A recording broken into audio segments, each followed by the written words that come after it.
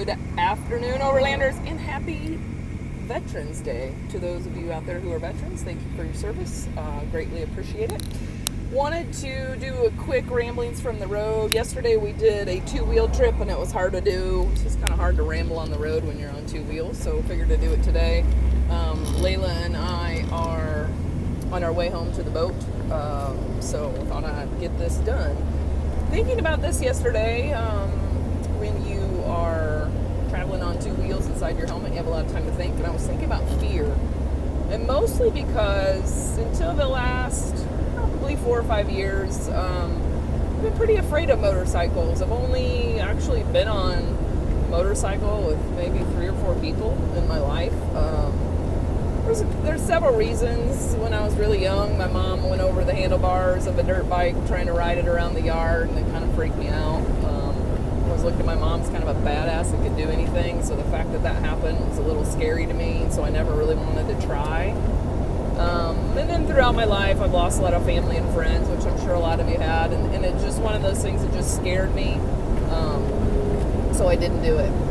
And then when it comes to traveling, especially in the Jeep or any journeys that I've ever done alone, people always ask, well, aren't you afraid to travel by yourself as a woman? And I'm not. I'm cautious, I would think, and sometimes I'm not. Sometimes I just do things. But I like to think I take a fairly calculated risk about stuff. I think about it, which is what I'm going to talk to you today about, overcoming fear to do things that are adventurous. And there are things that you can use to overcome other fears, but since this is an adventure channel, we're going to talk about that. Whether you're afraid that, you're going to get in an accident or somebody's going to hurt you, or you're just fear of the unknown. You don't know where you're going or what it's going to be like there. You're afraid of new people or whatever. There's a couple things that I do and that you could do or anyone could do to overcome the fears. And so the first one is to mitigate the risk or mitigate whatever you're afraid of, whether it's a risk or anything that you're afraid of. What can you do to mitigate that? A couple examples when it comes to riding a motorcycle. I mean, the first thing that you can do, and it's something that I believe everyone should do, is wear the gear. Make sure you've got the helmet and the gloves and a jacket, and you're wearing pants and shoes and all of those things, so that if something does happen, you're at least protected from suffering too much damage. Another thing when it comes to that is, are you with someone that you trust, and are you riding something that is safe to be on? Those are choices that you can make. Those are things that are in your control, that you can make sure all of those things are in line, so it mitigates the fear when it comes to that. When it comes to traveling alone in my Jeep or any other mode of transportation, I mitigate the fear of anything that could go wrong or anything that I might have by making sure that vehicle is in good condition. Have somebody look it over before you go, so that you don't fear breaking down. I mean, stuck on the road by yourself. Make your journey or your path ahead of time where you're only going to areas that you feel safe. If you're worried about getting into a bad area, not just sort of throwing caution to the wind. We camp on top of the Jeep, which makes me feel safer. I feel like if someone were to approach us and we were camping, it would be harder for them to get to me because I'm up higher off the ground, and I would have more chance to react if something happened. I find decent places to overnight. If I'm going to stay in the Jeep and I pull off on a roadside, whether it be a welcome center or somewhere like that I'm going to sleep for a couple hours, I make sure I'm in a lighted spot and I check my surroundings. I mean, there's things that you can do to mitigate the fears if those are your fears.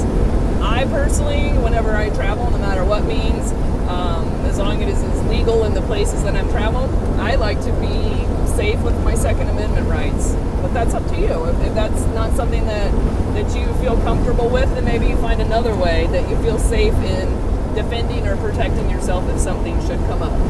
So mitigate the fear. Find a way to explain to yourself and make your mind at ease that those things aren't going to happen, or you have done everything you can to make sure that they're not going to happen. The second, and an easier one, more importantly, that because it has to do with the way that your body reacts to things, there's a lot of science and studies out there, and I'm sure you can Google and find them out. I'm not going to quote what they all are, but fear and excitement cause your body to do the same things.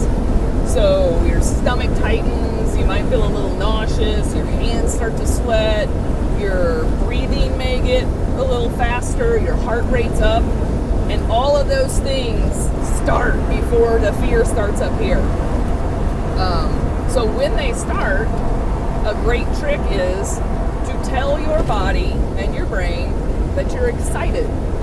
I'm not afraid to go on this trip. I'm excited about this trip. And that tells your brain the reason my body is having these reactions is because of excitement. And then it's far easier not to go down those channels of, freaking out about things or worrying to excess about things, maybe even talking yourself out of the adventure of a lifetime when it's not all fear. Some of it is excitement. So if you do that over time, and every time you start to happen, and it's always going to happen in your body first before it happens in your brain. It's just the way it is. And once you notice it and catch it, you'll realize how easy it is to distract it. And this works for everything. But again, we're adventurers here, so we're talking about adventure and how that changes it. So when you start to feel that, and your stomach tightens up and your hands sweat, or you start to feel your heart race, immediately say to yourself, I'm excited to go on this trip by myself. I'm excited to get on this motorcycle and see what kind of journey it's going to bring today. I'm excited to do whatever it is.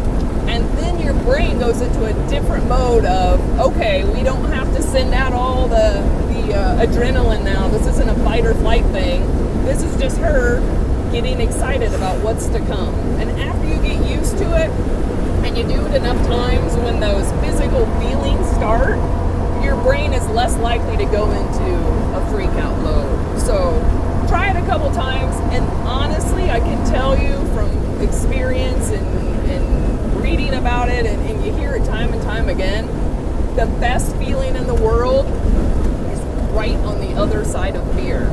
So if you're letting fear keep you back, you're getting right up to a door that if you just reached down and turned the handle and opened it, you would be amazed at what is on the other side of it. So try it a couple times, and when you get to that other side and see what that feeling is, and you conquer your fears, it becomes easier every time to do it again, and it'll be mind-blowing how it opens up your world, and you can do more things, and you can take more adventures, meet more people, if you just put the fear aside or figure out a way to mitigate it. It doesn't mean that you're not ever going to be afraid again. I still get afraid of some things.